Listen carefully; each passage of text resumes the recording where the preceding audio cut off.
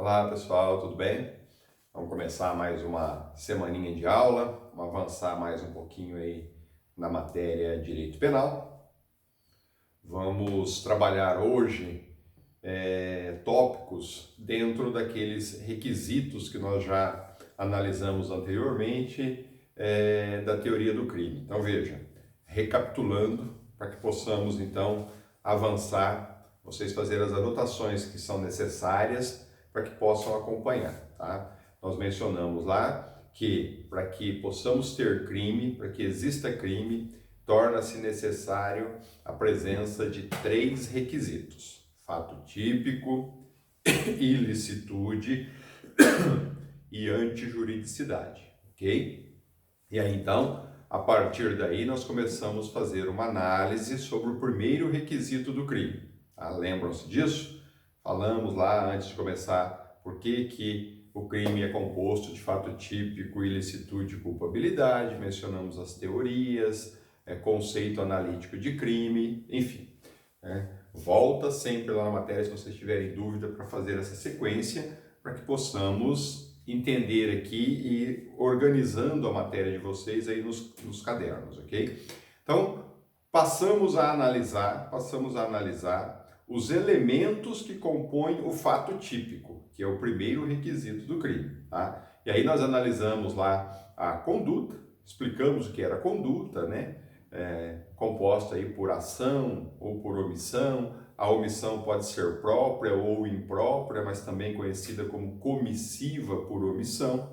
Analisamos depois a tipicidade, portanto verificamos o que seria a tal da tipicidade, fizemos uma análise sobre a tipicidade.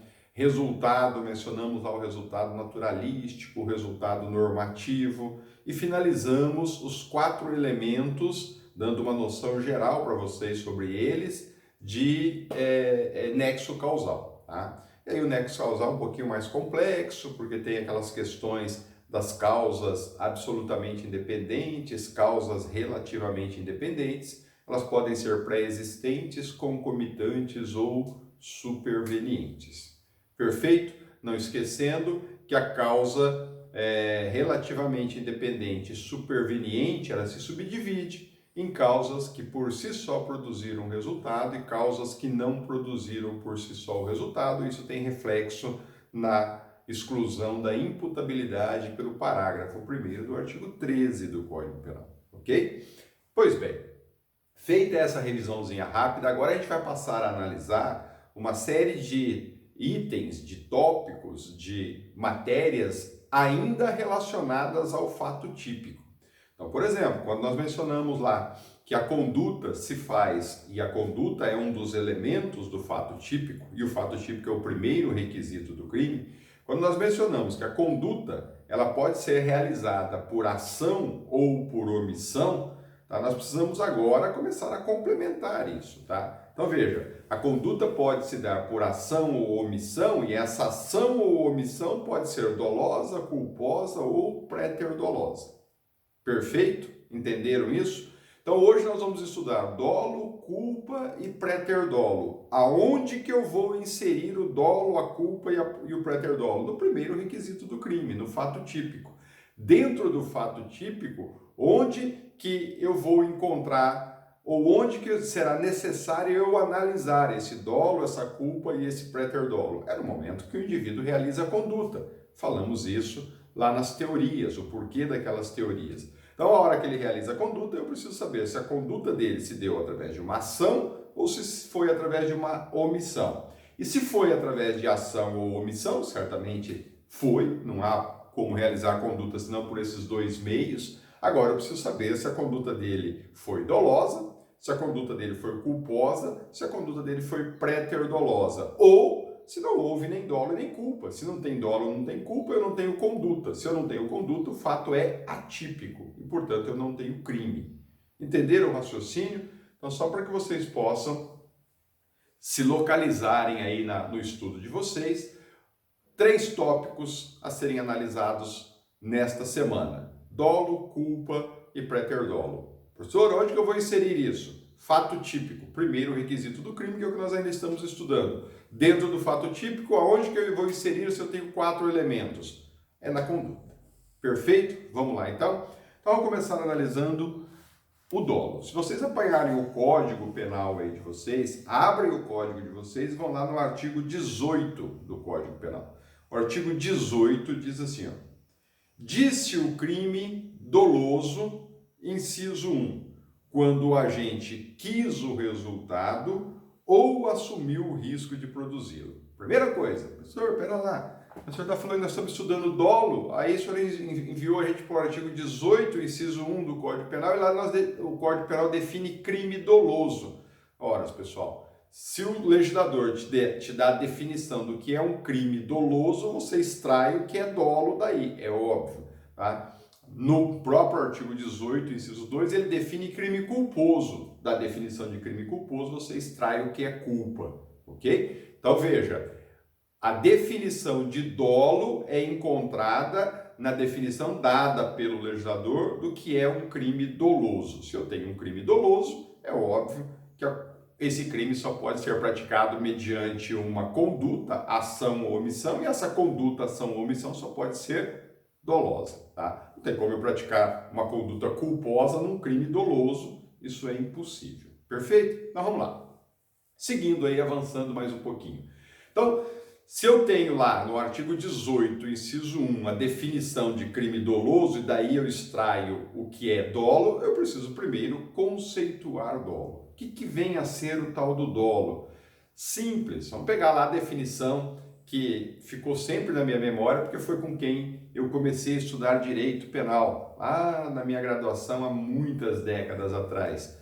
O conceito de dolo dado por Damásio Evangelista de Jesus, que foi o que me deu aí as noções gerais de direito há muitos anos atrás. Então, dolo nada mais é do que a vontade de concretizar os elementos objetivos do tipo. Então, veja, você pega lá o artigo 121 do Código Penal, ele define o crime de homicídio e ele apresenta como elemento objetivo do tipo o matar. Portanto, o dolo nada mais é do que a vontade de concretizar, de realizar aquele elemento, ou seja, matar.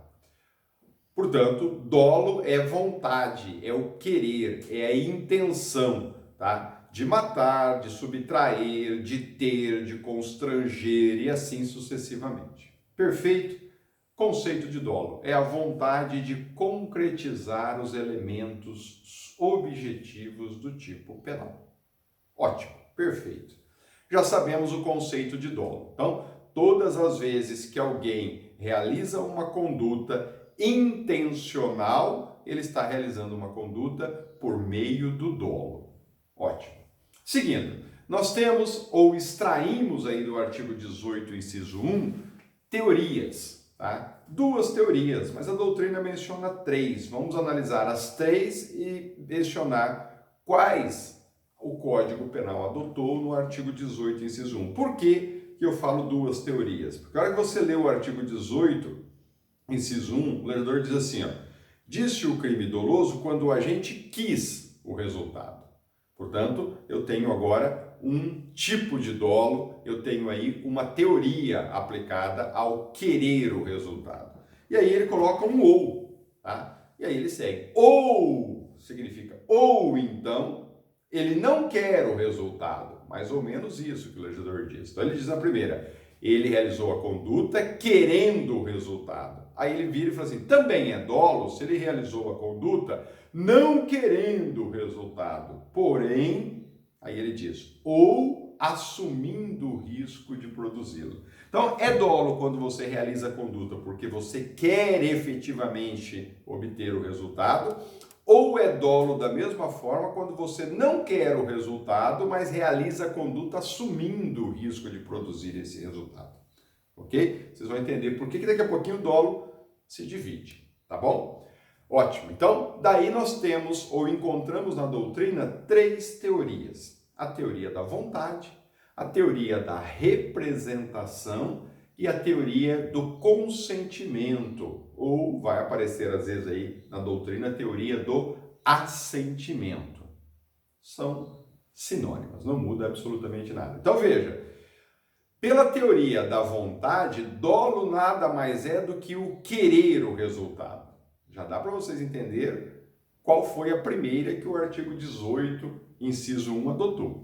Tá? Na definição, você já consegue identificar isso. Portanto, teoria da vontade, para a teoria da vontade, dolo é o querer o resultado. Para a teoria da representação, que é a segunda teoria que vocês vão encontrar na doutrina, dolo é prever o resultado. Basta o agente antever a possibilidade de, com aquela conduta, ele obter aquele resultado. Tá? Basta na cabeça dele ele imaginar que o resultado possa vir a ocorrer. Portanto, basta uma previsibilidade, uma probabilidade do resultado ocorrer com a conduta. Ainda que ele não ocorra, ela seria dolosa. Tá? Teoria da representação. Vocês observam que na leitura que eu fiz, ou na leitura que vocês estão fazendo aí nesse momento, no artigo 18, inciso 1, em nenhum momento, ao definir dolo ou crime doloso, né, o legislador faz menção à previsão de resultado. Portanto, a teoria da representação não foi adotada no artigo 18, inciso 1 do Código Penal. Já a teoria da vontade foi adotada logo no início, quando ele começa a primeira parte de definição de dolo, você já extrai daí a chamada teoria da vontade, perfeito? E a última teoria que nós temos é a teoria do consentimento ou do assentimento. Para esta teoria do consentimento ou do assentimento, dolo nada mais é do que a condição de realizar a conduta e assumir o risco do resultado. Portanto, para a teoria do consentimento, dolo nada mais é do que assumir o risco do resultado. Não precisa nem falar qual das duas ou qual das teorias aí mencionadas, vontade, resultado e consentimento, o legislador brasileiro adotou no artigo 18, inciso 1, né? Adotou a teoria da vontade na primeira parte da definição e a teoria do consentimento na parte final do inciso 1 do artigo 18, tá? Quando ele adota a teoria da vontade, tá, que é dolo nada mais é do que o querer o resultado, ele está te identificando o chamado dolo direto. Na segunda parte, quando ele diz que ou assumiu o risco de produzir o resultado, teoria do consentimento, ele está te dando a indicação do chamado dolo indireto eventual. Perfeito? Então vamos analisar cada um deles mais adiante um pouquinho, tá? Ótimo, perfeito. Já falamos de consentimento, já falamos das teorias que foram adotadas aí em relação ao dolo. Terceiro itemzinho que nós precisamos tratar aqui, dentro ainda da matéria que nós estamos trabalhando nesse momento, que é o dolo, nós precisamos verificar quais são os elementos do dolo, tá? E nós temos dois elementos para o dolo, tá? Nós temos o elemento cognitivo e o elemento volitivo, tá? Sem esses dois elementos, sem esses dois requisitos, não há dolo. Para existir dolo, torna-se necessário essas duas condições presentes, tá bom? São exatamente essas situações as caracterizadoras do dolo. Então, significa que quando o sujeito realiza uma conduta dolosa, ele precisa primeiro ter consciência do que ele está fazendo, portanto, elemento cognitivo, tá? Que o que vem a ser o elemento cognitivo é a consciência de si e daquilo que está ao seu redor. Portanto, ele precisa saber quem ele é, ele precisa saber o que ele está fazendo e ele precisa saber onde ele se localiza naquele ponto, ou seja, tudo que está à sua volta. Portanto, o elemento principal do dolo nada mais é do que a consciência. Significa que se o indivíduo não tem consciência, ele não comete conduta dolosa. Vamos ver mais para frente por que o inimputável não é responsabilizado criminalmente, porque não tem exatamente consciência, e a consciência é elemento do dolo. Mas mais para frente a gente analisa isso com mais calma. E o segundo elemento existente dentro do dolo, ou para existir dolo, torna-se indispensável a vontade. Portanto, no elemento cognitivo eu tenho a consciência. E o que é consciência? Consciência é você saber o que se passa ao seu redor e você compreender o que você está fazendo. E o segundo elemento, que é o volitivo, o nome já diz, né? O volitivo é a vontade, ou seja, o seu agir é produto da sua própria vontade. Você age, você realiza a conduta espontaneamente. Você realiza aquela violação à norma penal porque você quis, tá? Portanto, não tem ninguém com uma arma na sua cabeça, não tem ninguém apontando uma arma para a cabeça do seu filho. Esses são os dois elementos indispensáveis no dolo. Então, memorizem isso. Para que haja dolo, precisa o indivíduo, ao realizar a conduta, ter vontade de realizar a conduta e ele precisa ter consciência daquilo que ele está fazendo. São esses dois elementos que compõem o dolo. Sem esses elementos, não há dolo. Tá bom? Perfeito? Isso é importante porque lá na frente vai ter reflexo quanto a isso, tá bom? E aí é preciso ir fazendo as anotaçõezinhas e verificando certinho como isso funciona. Então veja, a presença da vontade e da consciência, e bastam esses dois elementos. Antigamente nós tínhamos 3 elementos, tá? Mas isso foi eliminado, esse terceiro elemento. Hoje só exige esses 2, porque a teoria que foi adotada para o estudo do crime foi a teoria finalista. Nós já vimos isso lá atrás. Portanto, a consciência e a vontade é o chamado dolo natural ou dolo neutro, tá? Desenvolvido lá pela teoria finalista, que nós já analisamos, e não mais o dolo normativo, como era antigamente. Para o dolo normativo, nós precisamos de mais um elemento aí, tá? Esse dolo normativo é aquele dolo que nós discutimos lá naquele sistema neoclássico, tá? Portanto, aquele que veio depois do clássico. Lá, o dolo que se analisava lá era o dolo normativo. Para os finalistas, para a teoria finalista da ação, o dolo é o natural, é o neutro. Lá no neoclássico eu precisava de consciência, vontade, volta lá e dá uma olhadinha na matéria, tá? De consciência, de vontade e consciência da ilicitude. Para a teoria finalista, eu preciso só de consciência e vontade dentro do dolo, porque a consciência da ilicitude é elemento da culpabilidade, tá bom? Então fica bem claro isso. O dolo adotado pela teoria finalista é o dolo natural, o dolo neutro, e não o dolo normativo. O dolo normativo era adotado lá no sistema neoclássico. O Código Penal não adotou o neoclássico, adotou o sistema finalista. Portanto, para o sistema finalista, o dolo é o natural, é o neutro. Bastam 2 requisitos para que ele exista: vontade e consciência. Perfeito? Ótimo. Já mencionamos aí mais um itemzinho quanto ao dolo. Vamos construindo o dolo aos pouquinhos, tá? Isso é relevante, isso é importante. Para que você possa entender o dolo, você tem que ir nessa sequência que nós estamos falando aqui para ficar mais fácil, tá bom? Vamos então para o 4º item relacionado ao dolo, para que a hora que a gente chegar lá no final a gente possa entender ele como um todo, tá? Então, veja, qual é a abrangência do dolo? Quando nós estamos falando de dolo aqui, por enquanto nós estamos falando de dolo direto. Daqui a pouquinho nós vamos falar do dolo indireto, tá? Mas só para que vocês possam entender. Portanto, o dolo direto é o querer, tá? O indivíduo realiza a conduta querendo obter o resultado.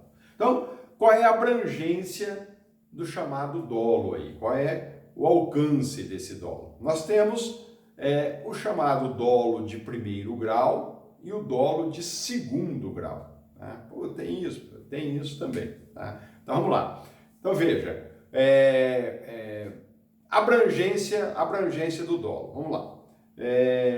Quando há o dolo, quando a pessoa realiza a chamada conduta dolosa, dolo direto, ele visa um resultado.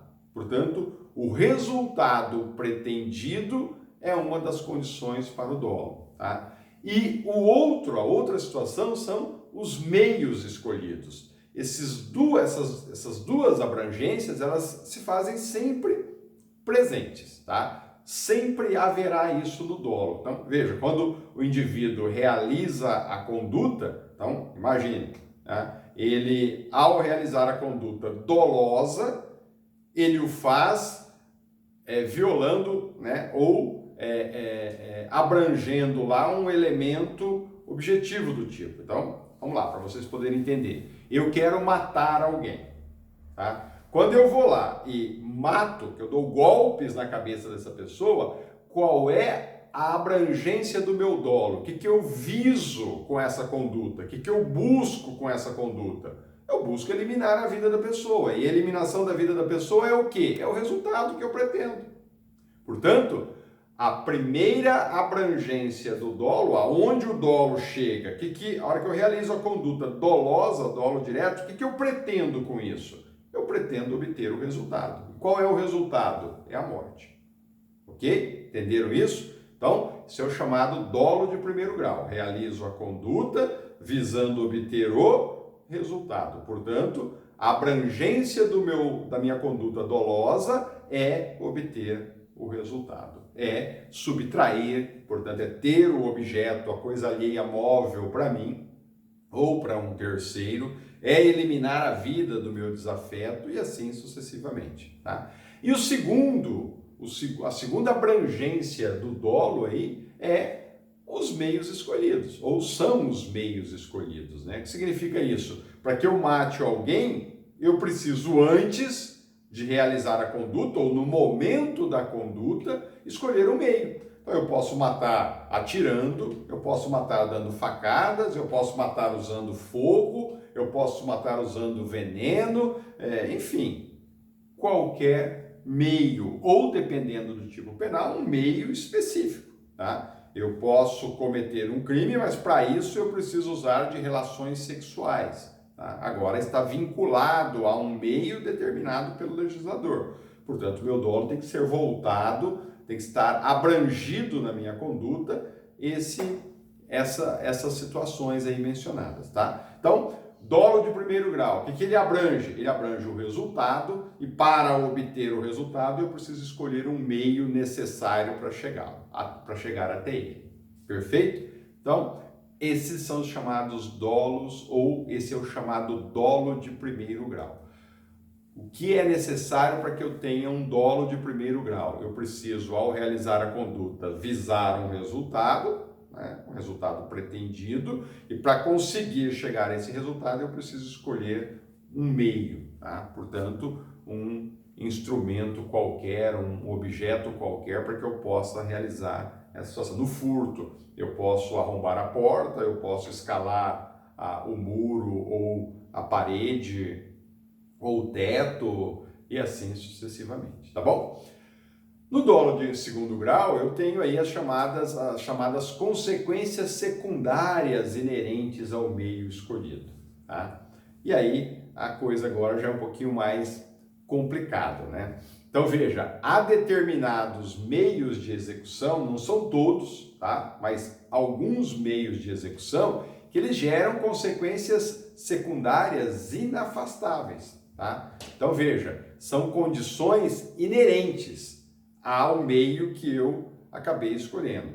Essas consequências secundárias, elas acabam ocorrendo porque elas são inerentes, portanto vinculadas, não se afastam do meio que eu escolhi. Então veja, lá no resultado pretendido e no meio escolhido, daí advém o chamado dolo de segundo grau, ou seja, quando eu escolho um determinado meio para obter o resultado, aí por isso que ele é de segundo grau, esses meios ou o meio escolhido, ele pode me trazer uma consequência secundária, tá? Que ela é inerente, ela está vinculada, ela não se afasta daquela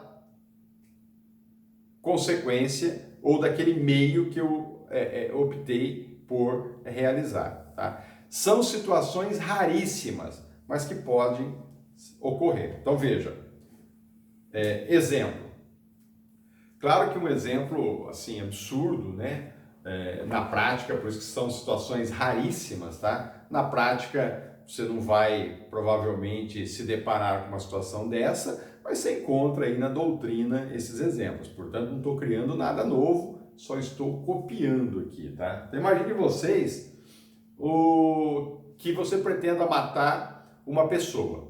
Só que esse indivíduo, ele é gêmeo chifópago. Significa isso? Aquelas pessoas que nascem umas unidas às outras, tá? Estão grudadinhos aí, tá? Então tem duas pessoas unidas, dois irmãos, um colado ao outro ali, tá bom? Eu sou desafeto de um só deles.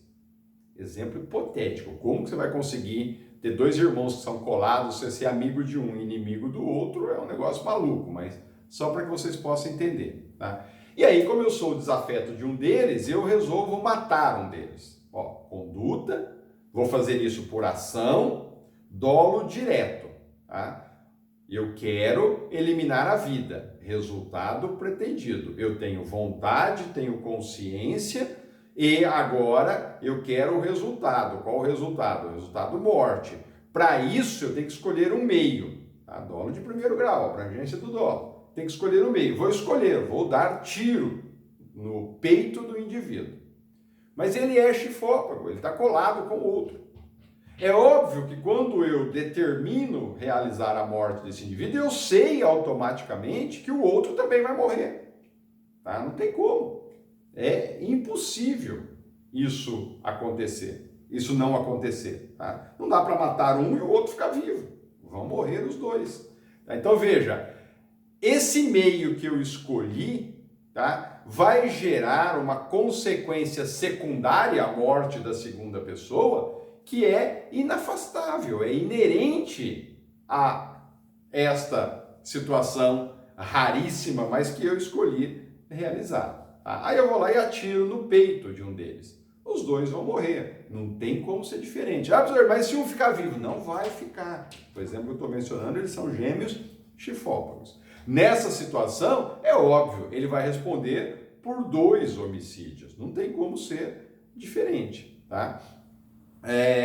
Então veja, como a morte do irmão, daquele que eu pretendia matar, a morte do irmão, daquele que eu pretendia matar, é uma consequência inafastável, o dolo continua sendo direto, obrigatório, necessário, inerente. Por isso que ele responde por 2 homicídios. Não adianta você falar o seguinte, mas eu só queria matar um, agora vou responder por 2, mas essas são as consequências secundárias inerentes daquela conduta que você está praticando.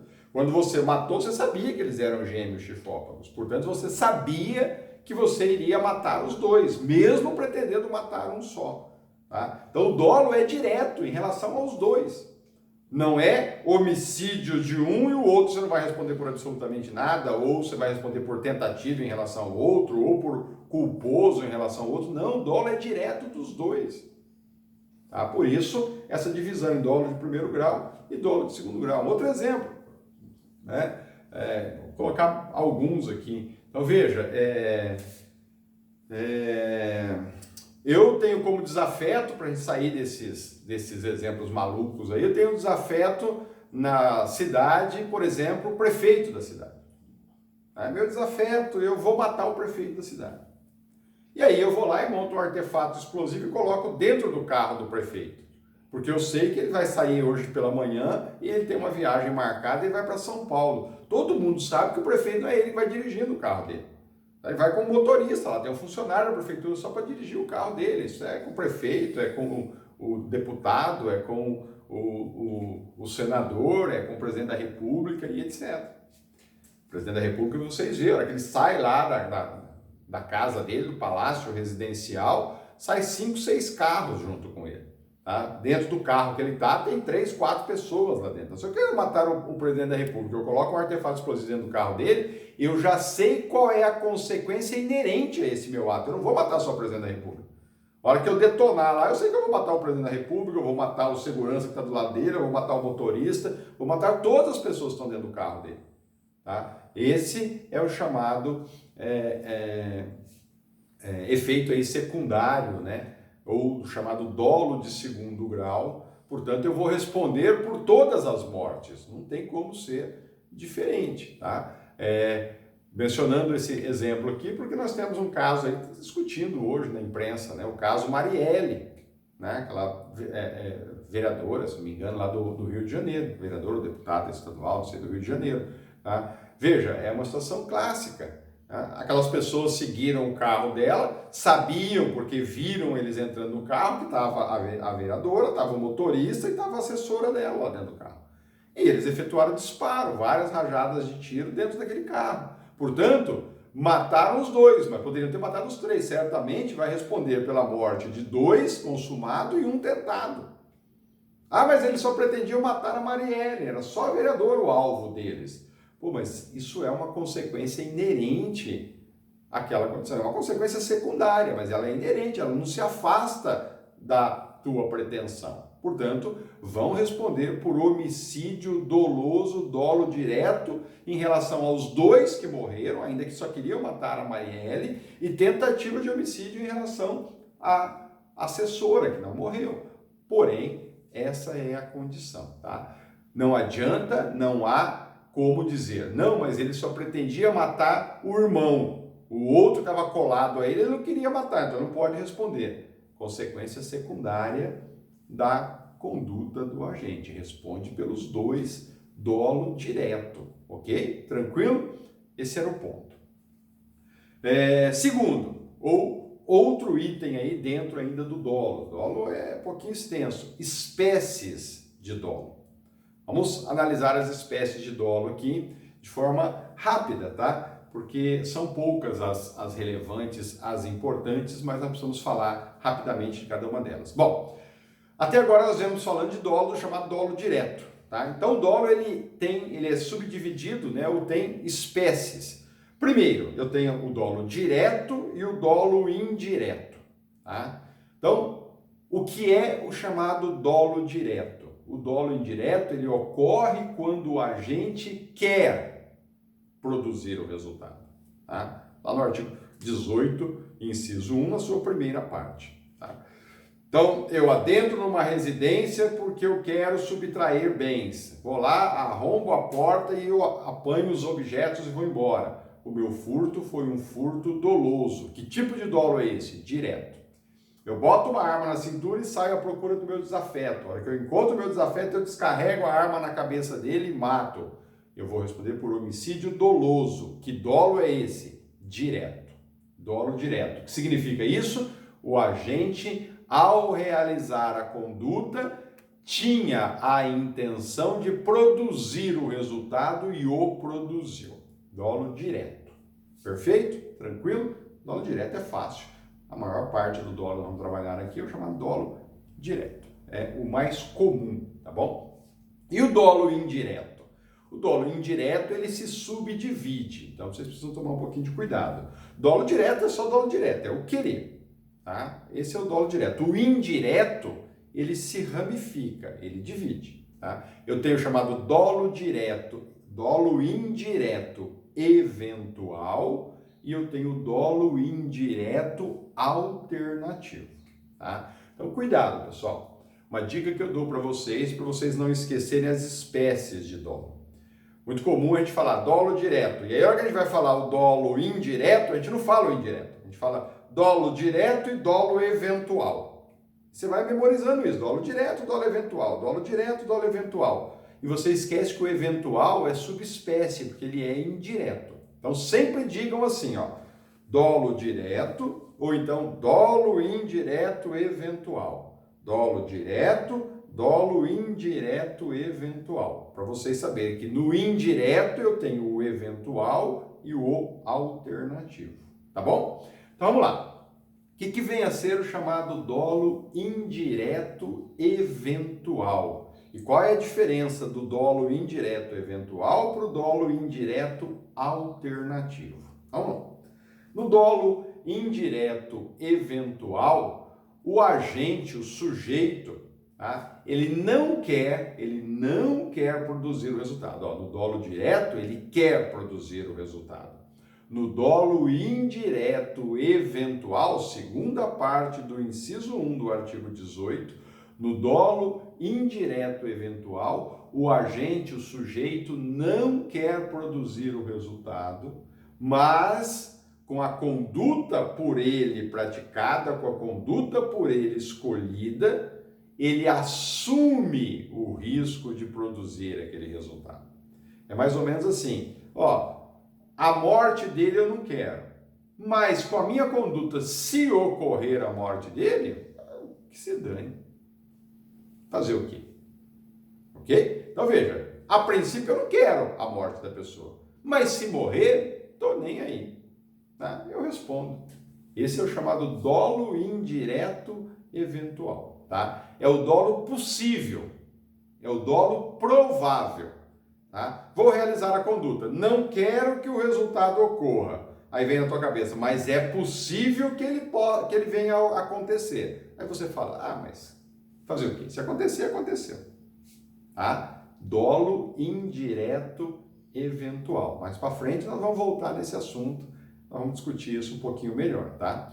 Dolo indireto alternativo. No dolo indireto alternativo, o indivíduo, o sujeito, o agente, ele realiza uma conduta visando um ou outro resultado. Então agora, qualquer um dos resultados que for produzido com a sua conduta, ele está satisfeito, ele o admite, tá bom? Então, eu realizo a conduta e nesta conduta eu estou satisfeito se eu ferir, se eu lesionar o indivíduo, a vítima, ou se matá-lo. Então eu vou lá e efetuo um disparo na pessoa. Pegou no ombro dela, mas ela não morreu. Ótimo, perfeito, era isso mesmo que eu queria. Pegou de raspão no pé dela, maravilha, lesionou, tá perfeito. Tá? Acertou na cabeça e matou. Tá bom, morreu. Tá? Então, a hora que eu realizo a conduta, eu não busco um resultado fixo, determinado, tá? Como ocorre no dolo direto. Eu realizo a conduta e, para mim, qualquer resultado que venha a ser produzido com essa conduta era o resultado pretendido por mim. Tá? Portanto, é um dolo indireto alternativo. Me satisfaço com o resultado A ou com o resultado B. Qualquer dos dois resultados advindos da minha conduta é o resultado por mim pretendido. Ok? No dolo eventual, indireto eventual, eu realizo a conduta e não quero o resultado. Mas se o resultado acontecer, eu vou assumir aquele resultado. No dolo indireto alternativo, eu quero o resultado, mas o tipo de resultado para mim é indiferente. Tanto faz um como o outro. Perfeito? Então, dolo direto, eu quero o resultado fixo, o resultado determinado, o resultado A. Dolo indireto, ele se ramifica. No alternativo, eventual, eu não quero o resultado fixo. Mas e se o resultado fixo acontecer? É previsível que ele ocorra. Se acontecer, eu assumo. No alternativo, tá difícil a coisa hoje, hein? No alternativo, eu realizo a conduta e busco um ou outro resultado. Agora, no alternativo, ao contrário do eventual, no eventual eu não quero o resultado, no alternativo eu quero. No eventual, se o resultado acontecer, eu assumo. No alternativo, qualquer dos dois resultados, ou dos três, ou dos quatro, me satisfaz. Perfeito? Então é isso. No dolo direto eu quero um fixo, no alternativo no eventual eu não quero, mas se acontecer eu assumo, no alternativo eu quero um ou outro. Ok? Então, diferença de dolo direto e dolo indireto, sabendo vocês que o dolo indireto se ramifica, se subdivide em eventual e alternativo. Beleza? Próxima espécie de dolo, tá? Dolo de dano e dolo de perigo. Tá? Então eu tenho o dolo direto e o dolo indireto no primeiro bloquinho. Agora no segundo, dolo de dano e dolo de perigo. Tá? Quando que o dolo é classificado como sendo da espécie de dano? dolo de dano. O dolo de dano, ele ocorre quando o indivíduo, quando o agente realiza a conduta, veja que o dolo está dentro da conduta, lá no fato típico. Ele realiza a conduta com a intenção de lesar o bem jurídico, de ofender o bem jurídico. Volto a dizer para vocês, professor, o que é bem jurídico? Lá na parte especial do Código Penal, você pega lá título 1, dos crimes contra a pessoa é um bem jurídico. Tá? Título 2, os crimes contra o patrimônio é um bem jurídico. Dentro do título 1 eu tenho o capítulo 1, qual é o bem jurídico tutelado do capítulo 1? A vida. Tá? Qual é o bem jurídico tutelado do capítulo 2 do título 1? A integridade corporal ou a saúde de alguém. Tá? Bem jurídicos são aqueles bens protegidos pela norma penal. Tá bom? Então veja, o dolo é de dano quando ao realizar a conduta, eu tenho a intenção de lesionar, de danificar, de atingir o bem jurídico. Tá? Então, o homicídio é um crime, tá? O homicídio é um crime onde o dolo pode ser direto ou indireto, entretanto, ele é danoso. É um dolo de dano, porque ao eliminar a vida de alguém, eu estou ofendendo, lesionando um bem jurídico, tá bom? Então, a maior parte dos crimes definidos no Código Penal define o dano, define a forma danosa. Portanto, ao realizar a conduta, eu viso ofender aquele bem jurídico protegido, tutelado. Se eu o ofendo, o meu dolo é de dano, tá bom? No dolo de perigo já é diferente. O dolo de perigo, ele ocorre quando o agente não quer lesionar o bem jurídico. Ele não quer atingir o bem jurídico em si, ele só quer colocar uma situação de risco. Portanto, agora eu só vou colocar o bem jurídico em situação de perigo, de risco. Eu não vou chegar ao dano. O risco é uma fase que antecede o dano. Tá? Eu preciso passar pelo risco para depois chegar no dano. Tem alguns crimes em que o meu dolo é voltado só para o perigo e não para o dano. Você vai falar, então não é crime, professor, porque não chegou no dano. É que no Código Penal nós temos crimes que definem a conduta perigosa. Simplesmente a conduta perigosa. Tá? Então você pega lá o artigo 130. Tá? Você é portador de uma doença sexualmente transmissível. Você tem conhecimento disso. E ainda sabendo dessa condição, dolosamente você se relaciona sexualmente com uma outra pessoa para transmitir a doença a essa outra pessoa. Tá? Mas a outra pessoa não foi contaminada com a doença. Ele queria transmitir, mas ele não conseguiu. O crime é de perigo. Portanto, agora o dolo é de perigo. A minha intenção era transmitir. Ainda que eu não tenha transmitido, o crime já está consumado. Dolo de perigo. Ocorre quando não há, nesse exemplo que eu dei, não há transmissão efetiva da doença à vítima, mas o simples fato de eu ser portador da doença, sabendo disso e me relacionar com essa pessoa, já é uma situação de risco para ela, pessoa. Ela se aproximou, ficou muito perto de ser contaminada. E o legislador já coloca isso como uma situação de crime, propriamente dita, está lá no artigo 130 do Código Penal. Tá? Então veja, eu quero matar uma pessoa, tá? Dolo direto. Aí eu pego o revólver, aponto o revólver na cabeça da pessoa e efetuo um disparo. E eu mato a pessoa. Meu dolo foi direto e ao mesmo tempo de dano, porque eu atingi o bem jurídico, eu ofendi o bem jurídico. Agora eu não quero matar a pessoa, de forma alguma, tá? Mas eu não gosto da pessoa e eu quero dar um susto nela. Tá? Vamos ver se ela tem coragem mesmo. Aí quando a pessoa está se aproximando, eu pego a arma, aponto para cima e dou um tiro. 3, 4 tiros. Tá? A pessoa dá uma freada e volta correndo. E eu me divirto pra caramba, dou muita risada. De forma alguma eu queria matá-la. Não é essa intenção, mas passou longe da minha cabeça. Tá? Minha consciência e a minha vontade não indicava a morte de ninguém, muito menos a tentativa da morte. Veja que eu estou colocando a hipótese, a pessoa está vindo, é meu desafeto e eu quero só assustá-la. Aí eu pego minha arma e aponto para cima. Tá? Se eu apontar na direção dela e passar a 1 metro de distância, é tentativa. Aí é tentativa de homicídio, não é essa a situação. Estou atirando para cima, só para assustar. Na minha mente, de forma alguma minha intenção era matar ou tentar matar essa pessoa. Ao atirar para cima, eu tenho uma situação de risco, uma situação de perigo, tá? Então veja, eu atiro para cima para assustar alguém, tá? Ou eu vou responder por disparo de arma de fogo, artigo 15 da Lei 10.826/03, que é o Estatuto do Desarmamento, né? Famoso, todo mundo tomou conhecimento dele, tá? O artigo 15º da Lei 10.826/03 define um crime de perigo, o fato de você efetuar disparo de arma de fogo em via pública.